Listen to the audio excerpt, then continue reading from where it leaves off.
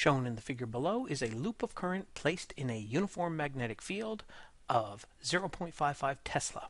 The field is exactly vertical. The plane of the loop, however, is tipped 15 degrees off of the horizontal. The radius of the loop is 20 centimeters and it carries a current of 0.75 amperes. The current would appear to flow counterclockwise if you viewed the loop from above. We are then to calculate the magnetic moment, torque, and potential energy in this configuration. This particular problem is in fact very easy calculationally, and one might be tempted to simply plug in numbers to get numbers for answers. However, before we go into the process of mindless number plugging, we want to put some understanding to the importance of this problem and why these calculations are relevant. In order to gain this understanding, we're going to make a brief departure from this problem to consider conceptually the idea of a loop of current in a magnetic field.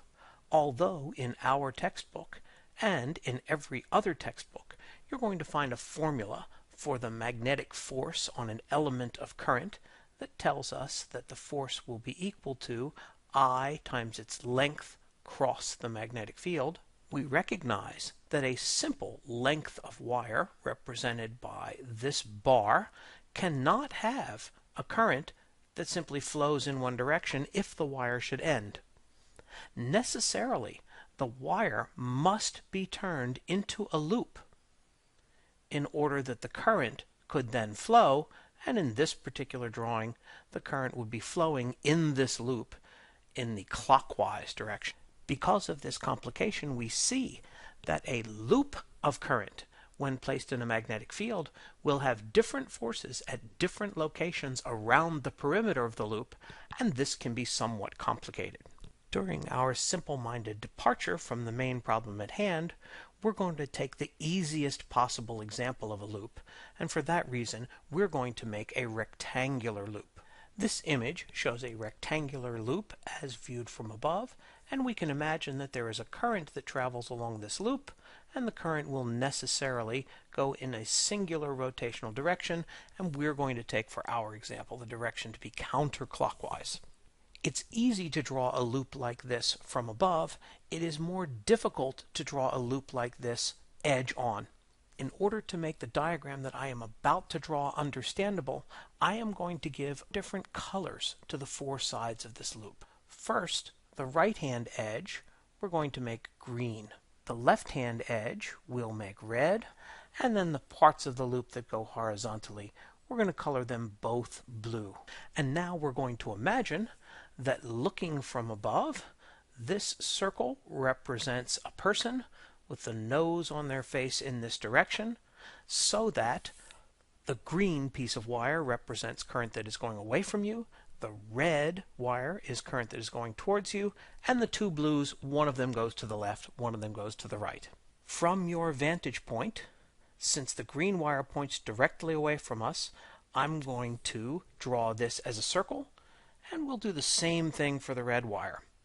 These circles are not drawn level because that is the point of this calculation. According to the previous diagram, we will find that the current in the green wire segment is headed away from us, and the current in the red wire segment is headed towards us. Less important are the two blue segments in which the current is going diagonally, and we are going to ignore the blue segments for this part of the discussion. We will now place this square current loop into a magnetic field that is pointed upward, and then we'll use the right-hand rule to find that the force on the green piece of wire will be directly to the right in the diagram, and the force on the red piece of wire will be directly to the left. Because the green and red wires are equal lengths and carry equal currents, if the magnetic field is uniform so that they are in the same strength of magnetic field, these two forces are equal and opposite and produce no net force. In fact, it is a completely general solution that any loop of current located in a uniform magnetic field will never experience a net force. However, you can see from the diagram that it will experience something. What it will experience is a torque. because since I have initially tilted this loop of wire, when I pull the green to the right and the red to the left, the result will be that the loop will turn until such time as it lies horizontal, so that the area of the loop is perpendicular to the magnetic field.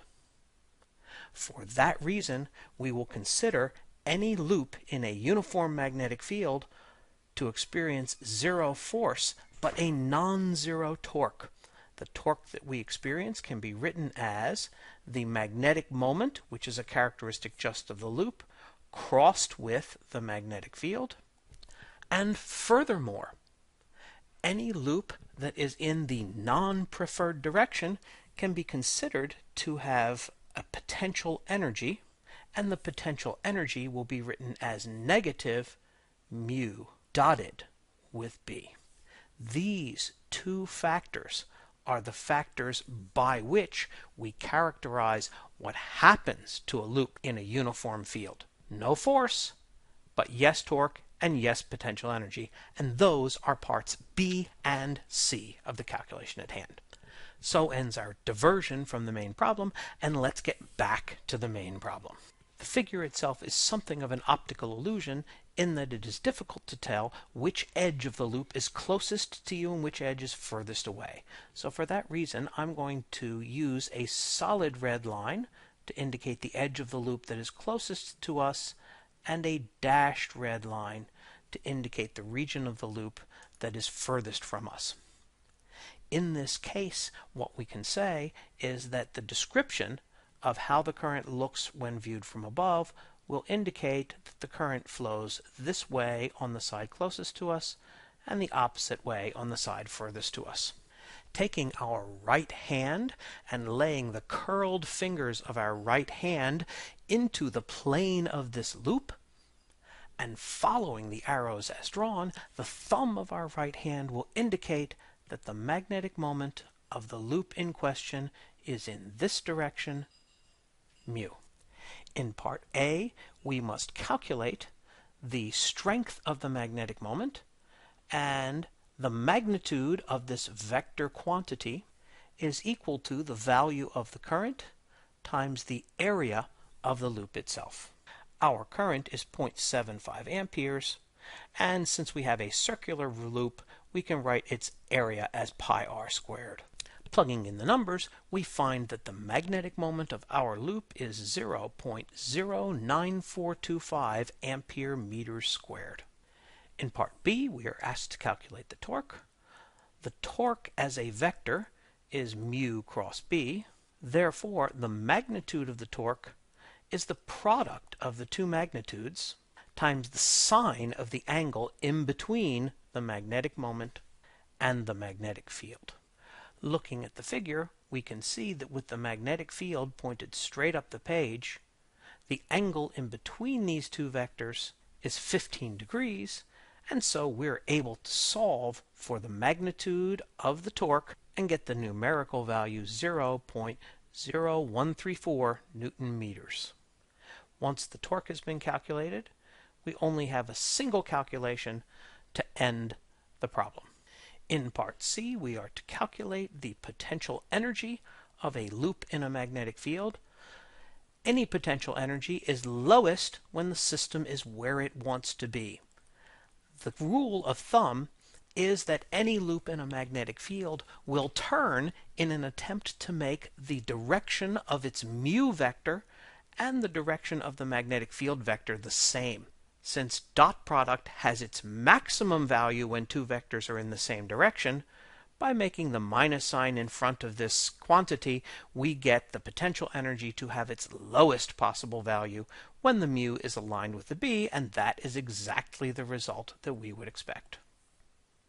Because this quantity is a dot product rather than a cross product, we will have a cosine of the angle rather than a sine, and this will yield a potential energy of negative 0.050 joules. And that ends the study of a simple loop in a uniform magnetic field.